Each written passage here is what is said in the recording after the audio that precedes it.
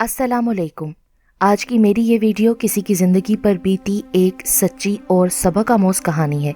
Video शुरू होने से पहले मेरे YouTube channel Urdu centre plus को सब्सक्राइब करके बेल नोटिफिकेशन को ऑन कर दें ताकि आपको मिलती रहे तमाम चैनल अपडेट्स। आप मेरी वीडियोस को ज़्यादा से ज़्यादा शेयर कर सकते हैं। अब आप मुझे ट्विटर, फेसबुक और इंस्टाग्राम पे भी फॉलो कर सकते हैं। मैं जब 16 साल की थी तो एक खुशहाल घराने से मेरा रिश्ता आ गया। वालिदैन को उम्मीद न थी कि इतने अच्छे ख़ानदान से रिश्ता आ जाएगा। उन्होंने फ़ौरन हाँ कर दी। यूं चट मंगनी और पट ब्याह हो गया। मैं अपने शोहर के घर आ गई। ससुराल चूँकि दूसरे शहर में था, लिहाजा मैं के कम आना जाना होता था। मैंने अपने घर में दिल लगा लिया क्योंकि अशफाक के रूप में मुझे बहुत प्यार करने वाला शोहर मिला था। सास ससुर, उनके बेटे बेटियाँ सभी अच्छे लोग थे। मेरी हर ज़रूरत का ख्याल रखते थे। शोहर और ससुर मिलकर बिजनेस करते थे। अशफाक हर हफ्ते मुझे सैर को ले जाते, शॉपिंग करवाते। मैं तो अपनी किस्मत पर नाज़ा थी। मैं चूँकि बहुत खूबसूरत थी, कम उम्र भी थी, इसी वजह से शोहर पर्दा कराते थे। वो अक्सर कहा करते थे, देखो बीनिश, अपना ख्याल रखा करो, कहीं तुम पर किसी की बुरी नज़र न पड़ जाए। उन्होंने मेरे लिए गाड़ी के काले शीशे कराए हुए थे ताकि हम जब बाहर जाएं तो लोगों को गाड़ी में भी मुझ पर नज़र डालने का मौका ना मिले। वो ज़िंदगी के बेहतरीन दिन थे जिन्हें आज तक मैं भुला ना सकी। लेकिन दुनिया में किसी शय को सबात नहीं और वक्त भी सदा एक जैसा नहीं रहता। अचानक नसीब ने करवट ली, कारोबार में नुकसान हुआ और हमें किसी मजबूरी के तहत हिजरत करके कराची आना पड़ा। जब हम कराची आए तो यहाँ मैं अकेली थी। जो जमा पूंजी थी उससे सर छुपाने के लिए 2 कमरों का एक छोटा सा मकान खरीद लिया और मेरे शोहर ने एक छोटा सा खोखा ले लिया और उसमें छोटी मोटी ज़रूरत की अशिया रख के बैठ गए। अल्लाह सबसे बड़ा राज़िक है, वो हर जगह रोज़ी देने वाला है। हम मियाँ बीवी ने शुरू में बहुत मुश्किल दिन देखे। रफ्ता रफ्ता हालात संभलने लगे और हम 2 वक्त की रोटी पेट भर कर खाने लगे। हमारे घर के सामने एक मकान था। उसका सहन और कमरा हमारी छत से नज़र आता था, जहाँ सिर्फ एक मर्द क़याम पजीर था जिसका नाम शौकत था और पड़ोसियों में वो पीर साहब के नाम से मशहूर था। वो एक उधेड़ उम्र, अच्छी शक्लो सूरत का आदमी था। लोग उसे देखते ही मुतासिर हो जाते थे। शुरू में तो अरसे तक मुझे खबर ना हुई कि पड़ोस में कौन लोग रहते हैं। बस इसी कदर इल्म था कि यहाँ अक्सर लोगों का आना जाना लगा रहता है, जिनमें औरतें ज़्यादा होती हैं। मैं समझती थी कि फैमिली वाला घर होगा, पर मुझे मेरे शोहर की ज़ुबानी बाद में मालूम हुआ कि यहाँ सिर्फ एक मर्द रहता है और वो बहुत नेक इंसान है। लोग उससे दम दरूद कराने आते हैं। खैर, मुझे इस बात से क्या गर्ज कि पड़ोस में कोई अकेला रहता है या फैमिली रहती है, क्योंकि मेरे दोनों बेटे इतने छोटे थे कि उनकी देखभाल से ही मुझे फुर्सत नहीं मिलती थी। घर का सारा काम अपने हाथों से करना पड़ता था, लिहाजा तमाम वक्त घर में गुजरता था। मोहल्ले पड़ोस में कहीं मेरा आना जाना था नहीं। पड़ोसी होने के नाते शौकत की अक्सर मेरे मियाँ से सलाम दुआ हो जाती थी, मगर शौकत हरगिज़ सही आदमी नहीं था। मुझे उस वक्त मालूम हुआ जब मेरा उस शख्स से वास्ता पड़ा। अशफाक सुबह सवेरे दुकान पर चले जाते, वो मगरिब के बाद घर लौटते थे। एक दिन मैं छत पर कपड़े डालने गई तो पहली बार शौकत को देखा। अचानक मेरी नज़र उस पर पड़ गई। मैंने महसूस किया कि वो बहुत महवियत से मुझे देखने में मसरूफ़ था। न जाने कब से वो मुझे कपड़े डालते हुए देख रहा था। उसकी इस हरकत पर मुझे बहुत गुस्सा आया। सोचा कि अगर नेक और परहेजगार होता तो मेरी नज़र पड़ने के बावजूद भी इस तरह मुझे मुसलसल घूरता न रहता, बल्कि एक शरीफ पड़ोसी होने के नाते वहाँ से हट जाता या फिर घर के अंदर चला जाता, क्योंकि अच्छे पड़ोसी तो ऐसा ही करते हैं। मगर उस शख्स की आंखों में शराफत की बजाय अजीबो गरीब सी हवस दिखाई दे रही थी। मैं जहन में सोचने लगी, तोबा तोबा, क्या इसी से औरतें दुआ कराने आती हैं? ऐसा आदमी भला क्या दम दरूद करेगा? मैंने जल्दी जल्दी तार पर कपड़े डाले और सीढ़ियाँ उतरती नीचे आ गई। अगले दिन मोहल्ले की एक औरत मेरे घर आई। कहने लगी, शौकत जी से दुआ कराने आई थी। क्या बताऊँ कितनी मुश्किल में हूँ। मेरे शोहर का खिलौने बनाने का एक छोटा सा कारखाना था जो आग लगने से जलकर तबाह हो गया। अल्लाह जाने आग किसी हासिद ने लगाई या अस खुद लगी। अब हालत यह है कि हम कोड़ी कोड़ी को मोहताज हो गए हैं। ये खातून पहले भी 2-3 बार मेरे घर आ चुकी थी। अच्छी मिलनसार औरत थी। मैंने उससे पूछा, क्या तुम्हें यकीन है कि शौकत साहब से दुआ कराने की वजह से तुम्हारे मसले हल हो जाते हैं? हाँ, मुझे तो 100% यकीन है। मुझे बहुत एतकाद है उन पर। पहले भी 2-4 बार इसी तरह के कुछ मसाइल मेरी और मेरे शोहर की ज़िंदगी में आए। हमने उनसे रुजू किया और हमारे मसले अल्लाह के फजल से हल हो गए। वो हम मोहल्लेदारों और बाकी लोगों के मसले मसाइल हल कराने के लिए बहुत मेहनत करते हैं। मेहनत से तुम्हारा क्या मतलब है? मेरा मतलब ये है कि पीर जी हर किसी के लिए मेहनत नहीं करते। चिल्ला काटना होता है, चिल्ला काटने में थोड़ी मेहनत होती है। चिल्ला काटते हैं तो बहुत दिन तक किसी से मुलाकात भी नहीं करते। तो अमल करने के वो क्या पैसे लेते हैं? 1 रुपया नहीं लेते। तौबा करें जी, बहुत नेक आदमी है। किसी का काम जब हो जाता है उसकी खुशी है, चाहे कुछ दे या ना दे। ये पैसे वाले पीर नहीं है, नौकर हैं किसी महकमे में और नेकी समझकर लोगों के काम आते हैं, वरना उनके पास रुपए पैसे की कमी नहीं है। मेरी वो मोहल्लेदार एक नेक, दीनदार और अच्छी शोहरत रखने वाली औरत थी। उसकी जुबानी शौकत साहब की इतनी तारीफ सुनकर सोचा शायद मुझसे कोई गलती हो गई है। जब सभी उस शख्स को अच्छा कहते हैं तो मैंने क्यों उसे बुरा जाना, जबकि मेरे शोहर भी शौकत साहब को पसंद करते हैं और उसकी बहुत तारीफ करते हैं कि वो एक अच्छा इंसान है, लोगों की खिदमत कर रहा है। पहले शौकत हमारे घर नहीं आता था। अशफाक से उसकी जान पहचान सिर्फ पड़ोसी होने के नाते थी, लेकिन जिस दिन से उसने मुझे छत पर देखा था मेरे शोहर के साथ दोस्ती ज्यादा मजबूत कर ली थी। अब वो अक्सर हमारे घर आने लगा। वो जब आता अशफाक उसे इज्जत के साथ बैठक में बिठाते, घर के अंदर आकर मुझसे कहते चाय बना दो, अगर बिस्किट वगैरह हो तो साथ दे देना। मैं चाय बनाकर बैठक का दरवाज़ा खटखटाती और अशफाक मुझसे दरवाजे से ही चाय की ट्रे थाम लेते। शौकत ने बहुत जल्द मेरे शोहर को शीशे में उतार लिया। वो अब उसकी अलमियत और नेकोकारी के कुछ ज़्यादा ही कायल हो गए थे। मुझे कहते थे वाकई इस शख्स में कोई ख़ास बात है, ये रात रात भर जाग कर कुछ पढ़ता है, मुझे लगता है बहुत बड़ा आमिल है। मैं कहती अशफाक क्या हो गया है आपको? पहले तो आप ऐसी चीज़ों के कायल नहीं थे, बल्कि ऐसे लोगों के पास जाने वालों को भी ज़ईफुल एतकाद कहते थे। अब आप खुद आमिल के चक्कर में पड़ गए हैं। अरे नहीं भाई, मैं एक अच्छा पड़ोसी होने के नाते उससे मिल लेता हूँ। वो लोगों के बारे में बताता है कि लोगों को किस किस तरह के मसाइल दरपेश होते हैं और वो सिर्फ इनकी दिलजोई करता है और किस तरह उनकी मुश्किलात का हल करता है। फिर मैंने सोचा कि अगर मेरे शोहर को पड़ोस में एक दोस्त मुयस्सर आ गया है तो इसमें हर्ज ही क्या है। दिन भर काम करने से थके हारे आते हैं, 2 घड़ी किसी से बात करके ताज़ा दम हो जाते होंगे। तभी मैंने उस दिन के बाद से खामोशी इख्तियार कर ली। वक्त गुजरता रहा, पलक झपकते 2 साल गुजर गए। हमें अपने इस पड़ोसी ने कभी शिकायत का मौका नहीं दिया। मैंने भी उसके बारे में बुरा सोचना छोड़ दिया। अशफाक को भी कुछ टोटके शौकत ने बताए जिन पर अमल करने के बाद अशफाक के कारोबार में तरक्की होती गई। अगरचे ये ज़रूरी नहीं था कि कारोबार की तरक्की टोटकों पर अमल करने की वजह से हुई, लेकिन इंसान ठहरा बरसों का ज़ईफुल एतकाद। मेरे शोहर अशफाक ने यही समझा कि शौकत साहब के बताए अमलियात से ही उनके कारोबार में दिन दुगनी और रात चुगनी तरक्की हुई है। अब वो और भी शौकत पर भरोसा करने लगे। कारोबार में वुसअत आ गई तो उनको दूसरे शहरों में भी जाना पड़ता था। वो शौकत से कह जाते थे कि भाई अगर 2-4 दिन लग जाएं तो तुम मेरे घर और बच्चों का ख्याल रखना। वो कहता था बेफिक्र होकर जाओ, समझो कि तुम्हारा मैं बड़ा भाई हूँ, मैं ख्याल रखूँगा तुम्हारे घर बार का। बस मेरे शोहर के जाते वो रोज़ शाम को दरवाज़ा बजाता कि किसी शय की ज़रूरत तो नहीं, अगर कुछ सौदा सर्फ मंगवाना हो तो बता दें। इस तरह मेरे और उसके दरमियान गुफ्तगू का आगाज़ हो गया। अशफाक की गैर मौजूदगी में पहले वो दरवाजे पर ही खड़ा रहकर बात करता, फिर मैं मुरव्वतन उसे घर के अंदर बुलाकर बात करने लगी और पर्दा भी तर्क कर दिया।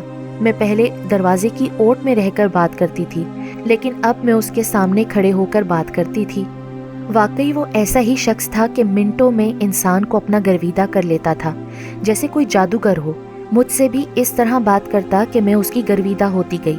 अशफाक दिन ब दिन मसरूफ़ होते गए और मैं शौकत पर बाजार से अशिया मंगवाने के लिए इन्हसार करती गई। एक बार जबकि अशफाक दुकान का माल लेने शहर से बाहर गए हुए थे, मेरा छोटा बेटा सीढ़ियों से लुढ़क गया। उसके सर पर शदीद चोट आई और वो जख्मी हो गया। उसके सर से बहता खून देखकर मैं तो घबरा गई। बेइख्तियार शौकत के घर चली गई। मगरिब का वक्त था, उसका दरवाज़ा खुला था। आगे बढ़ी, वो सामने वाले कमरे में एक कोने में बैठा नजर आ गया। मैंने आवाज़ दी शौकत भाई, लेकिन उसने कोई जवाब न दिया। फिर जो मंजर मैंने देखा, मेरी तो चीख निकलते निकलते रह गई। शौकत एक कोने में दरवाजे की तरफ पुश्त किए बैठा था। और उसके सामने मुर्दा जानवरों की हड्डियां और ना जाने किस किस जानवर की खोपड़ी पड़ी थी। वो मुंह ही मुंह में कुछ बुड़बुड़ा रहा था, जैसे कोई मंत्र पढ़ रहा हो या कोई सफली अमल कर रहा हो। मैं खौफजदा होकर उल्टे कदमों लौट आई, घर को ताला लगाया और दोनों बच्चों को रक्शे में बिठाकर डॉक्टर के पास चली गई, जिसने मुन्ने के सर में टांके लगाए और पट्टी वगैरह कर दी। मेरा अंदेशा दुरुस्त निकला। उस आदमी को नेक कैसे कहा जा सकता है जो इस किस्म के अमलियात करता हो। हैरत की बात यह थी कि उसने अमल करते वक्त बैरूनी दरवाज़ा खुला क्यों छोड़ा हुआ था। मुझे ये बात समझ में नहीं आ सकी कि ऐसे अमल करने वाले लोग तो बंद कमरों में ये काम करते हैं। क्या उसने किसी को दिखाने या मरूब करने के लिए दर बंद ही नहीं किया, या दर बंद करना भूल गया था। 2 दिन बाद वो शाम को आ गया, दरवाज़ा बजाया। पहले तो जी नहीं चाहा कि दरवाजे पर जाकर उससे बात करूं, फिर सोचा बुरा है या भला है, किसी वक्त भी मुझे काम पड़ सकता है। मैंने दर पर जाकर पूछा, क्या बात है शौकत भाई? कहने लगा, माफ़ करना, जिस रोज़ आप आई मैं एक अहम काम में मसरूफ़ था, आपको जवाब ना दे सका। दरअसल दरवाज़ा बंद करना भूल गया था। मगरिब के वक्त आपका आना अजब लगा, जबकि पहले कभी आपने मेरे घर में कदम भी नहीं रखा था। खैरियत तो थी? मैंने बताया कि अशफाक बिजनेस के सिलसिले में लाहौर गए हुए हैं। उस रोज़ मुन्ना सीढ़ियों से गिर गया था, सर से खून निकल रहा था तो मैं घबरा गई। आपके पास इसलिए आई थी कि उसे डॉक्टर के पास ले जाना था। अल्लाह इसे अपनी अमान में रखे। अब कैसी तबीयत है मुन्ने की? अल्लाह का शुक्र है, अब ठीक है। 2 दिन बुखार रहा, अब उतर गया है। डॉक्टर ने पट्टी कर दी थी, कल फिर पट्टी करानी है। तो अशफाक कब आ रहे हैं? अब उसने दूसरा सवाल किया। 2-3 दिन बाद आ जाएंगे। मैंने उन्हें फ़ोन पर नहीं बताया कि मुन्ने को चोट लगी है, वो घबरा जाएंगे। ये तो आपने ठीक किया। आज से मैं फारिग हूँ, जब आप बुलाएंगी हाजिर हो जाऊंगा। मुन्ने को भी डॉक्टर के पास कल ले जाऊंगा। मुन्ने को रात में फिर बुखार हो गया। मैंने शौकत का दरवाज़ा बजाकर उसे आगाह किया, वो बच्चे को डॉक्टर के पास ले गया। इसी तरह अशफाक को 1 हफ्ता लाहौर में लग गया और शौकत मेरे बच्चे की दवा लाता, उसकी पट्टी कराता। उसकी इतनी तवज्जो पर मैं मशकूर हुई। अमलियात वाले डर को भूलकर फिर से साफ दिल के साथ शौकत के साथ बात करने लगी। बातों बातों में पूछ लिया कि उस रोज़ आप क्या कर रहे थे। उसने कहा, ऐसी बातों की तफसील नहीं बताई जाती, वरना जिसकी खातिर अमल कर रहा हूँ उस पर उल्टा असर हो सकता है। आप दूसरों को छोड़ें। हाँ, अगर आपको कोई परेशानी या मसला है तो बताइए। कुछ दिनों से परेशानी ने घेर रखा है। अशफाक अब बिजनेस के सिलसिले में इतने मसरूफ़ हो गए हैं कि मुझसे ही नहीं बच्चों तक से बात करने का उनके पास वक्त नहीं है। कारोबार की ऐसी तरक्की से क्या फ़ायदा कि शोहर के पास बीवी बच्चों के लिए भी वक्त ना हो। अब तो हफ्ता हफ्ता भर घर से बाहर रहने लगे हैं। अगर आप पड़ोस में ना होते तो मुझे किसका आसरा था। उसने फिर जलती पर तेल डाला तो मैं भी जी के फपोले फोड़ने लगी। ये कोई ऐसी बड़ी परेशानी नहीं। जब इंसान के पास ज्यादा पैसा आ जाता है ना, तो अक्सर मर्द किसी और तरफ निकल जाते हैं। तुम मेरी बात समझ रही हो ना? आपका क्या मतलब है? किसी दूसरी औरत में मेरे शोहर दिलचस्पी ले रहे हैं? मेरा तो दिल धक से रह गया। इस बात की अब तफसील में ना जाओ तुम। वो मेरा दोस्त है और तुम्हारे शोहर ने दोस्त समझकर मुझ पर भरोसा करके दिल की कुछ बातें कही हैं, लेकिन उनका पर्दा रखना भी मेरा अखलाकी फर्ज है। अगर ऐसा कुछ है तो प्लीज आप मुझे बता दें, मुझे क्या करना चाहिए? कुछ नहीं, मैं एक कागज दूंगा, रोज उसे सालन में डालकर पका देना। ख्याल रहे कि उस सालन को कोई दूसरा ना चखे, वरना असर जाता रहेगा। और तुम्हें भी मैं एक तावीज दूंगा, उसे रोज निहार मुंह पानी में घोलकर पी लेना। दोनों मियाँ बीवी की आपस में मोहब्बत बढ़ती जाएगी और ऐसी मोहब्बत बढ़ेगी कि एक दूसरे के अलावा किसी के बारे में सोचना भी मुहाल हो जाएगा। मैं जो दूसरी औरतों को अहमक और बेवकूफ़ कहती थी ना कि आमिलों के चक्करों में पड़ जाती हैं, आज खुद उस आमिल के चक्कर में आ गई थी। और फिर जैसा उसने कहा वैसा ही मैंने किया। उसने मुझे अपनी बातों में उलझाकर बहका दिया। मेरे शोहर के बारे में उसने मेरे दिल में शक का बीज बो दिया और मुझ पर ऐसा बावर कराया कि शायद मेरा शोहर कारोबार के सिलसिले में नहीं, किसी औरत के सिलसिले में इधर उधर जाता है।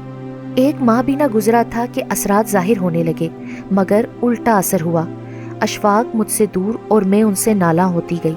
दिल चाहता था कि रोज शौकत से मिलूं, उसके घर जाके बैठूं। उससे बात ना करती थी तो मेरे दिल को करार ना आता था, मेरा सर घूमने लगता था। यूं महसूस होता था कि उसने मुझे और अशफाक को करीब लाने के लिए नहीं, बल्कि एक दूसरे से दूर करने के लिए कोई अमल किया है। ना चाहते हुए भी हमारे बीच झगड़े होने लगे और मैं ना चाहने के बावजूद शौकत की तरफ झुकने लगी। जब अशफाक घर में मौजूद ना होते तो मैं उसके घर चली जाती। اس کے سامنے دو زانوں ہو کر بیٹھ جاتی۔ اب وہاں دیگر خواتین کا آنا جانا ختم ہوتا گیا، بس میں ہی رہ گئی تھی۔ جب جب میرا جی چاہتا تھا میں شوکت کے پاس چلی جاتی تھی، کہتی تھی میرا سر چکرا رہا ہے، وہ منہ ہی منہ میں بڑبڑاتا۔ مجھے لگتا کہ میری گھبراہٹ اور بے چینی دور ہو گئی ہے۔ ادھر میرے شوہر اشفاق بیمار رہنے لگے اور ادھر شوکت کے لیے میری حالت دیوانوں کی سی ہوتی جاتی تھی۔ ذہن مفلوج ہوتا، اور تو اور اپنے دونوں بچوں تک سے میں لاپرواہ ہو گئی۔ اب میں مکمل طور پر شوکت کے قابو میں تھی۔ جب اشفاق باہر ہوتے بچوں کو گھر میں سلا کر باہر سے تالا لگا دیتی اور شوکت کے پاس جا بیٹھتی۔ اشفاق زیادہ بیمار ہو گئے، دکان پر جانے کے لائق نہ رہے۔ میں نے ان کے سالن میں پھر وہ کاغذ پکانا بند کر دیا جس پر شوکت نے کچھ لکھا ہوتا تھا۔ مجھے لگا کہ یہ کاغذ نہیں ہے، اس میں کوئی ایسا زہر لگا ہوا ہے جس کی وجہ سے اشفاق بیمار ہونے لگے ہیں۔ بالآخر میں نے شوکت کے بتائے اس عمل کو ترک کر دیا، لیکن ترک تب کیا جب بہت دیر ہو چکی تھی۔ اشفاق کی بیماری ڈاکٹروں کی سمجھ سے باہر تھی۔ وہ دیکھتے ہی دیکھتے سوکھ کر کانٹا ہو گئے، کھانا پینا بند ہو گیا اور ایک دن خالی کے حقیقی سے جا ملے۔ میری عدت پوری ہوئی تو شوکت نے کہا مجھ سے نکاح کر لو ورنہ یوں ہی عمر بھر پریشان رہو گی۔ میرا جی نہیں چاہتا تھا کہ ایسے جادوگر سے شادی کروں جس کے لیے میرے دل میں ہزاروں بدگمانیاں ہوں، لیکن کوئی انجانی قوت مجبور کر رہی تھی کہ میں شوکت سے نکاح کر لوں، ورنہ دو چھوٹے بچوں کو کون پالے گا۔ کاروبار ملازموں کے حوالے تھا، شوکت ہی نے جا کر دکان کو سنبھالا، مجھے بس خرچہ دے دیتا۔ اب وہ میرے لیے ایک کڑوی دوا بن چکا تھا جسے مجھے ہر حال میں نگلنا تھا۔ میں نے شوکت سے نکاح کر لیا۔ شروع دنوں میں اس نے میرا بہت خیال رکھا، لیکن جب مجھے اس پر پوری طرح اعتماد ہو گیا تب اس نے ہر شے اپنے نام کروا لی۔ دکان کا بھی وہی مالک بن گیا اور گھر بھی اس نے اپنے نام کروا لیا۔ پھر ہر شے مکمل اپنے نام کروا لینے کے بعد اس نے مجھے بے آسرا کر دیا۔ اب مجھے اس سے نفرت محسوس ہونے لگی۔ میں ہر وقت روتی تھی کہ کیسے میں نے اپنے پیار کرنے والے شوہر کو اس جادوگر کی باتوں میں آ کر سالن میں تعویذ پکا پکا کر موت کے گھاٹ اتار دیا۔ میں ابھی تک اپنے پہلے والے گھر میں رہ رہی تھی اور شوکت یہیں میرے پاس آ گیا تھا۔ جب مجھ سے برا سلوک روا رکھنے لگا اور میرے بچوں کو دھتکارنے لگا تو میں نے اس سے جھگڑا کیا۔ تب اس نے مجھے طلاق دے دی۔ اس نے مجھے دھکے دے کے گھر سے نکال دیا۔ میں نے اپنے دونوں بچوں کو لیا اور ٹرین میں بیٹھ گئی، لیکن مجھے علم نہ تھا کہ جانا کہاں ہے۔ ریل میں مجھے ایک عورت نے پریشان دیکھا تو ہمدردی سے پوچھا کیوں پریشان ہو اور جانا کہاں ہے۔ میں نے رو رو کر اسے اپنی ببتا سنا دی۔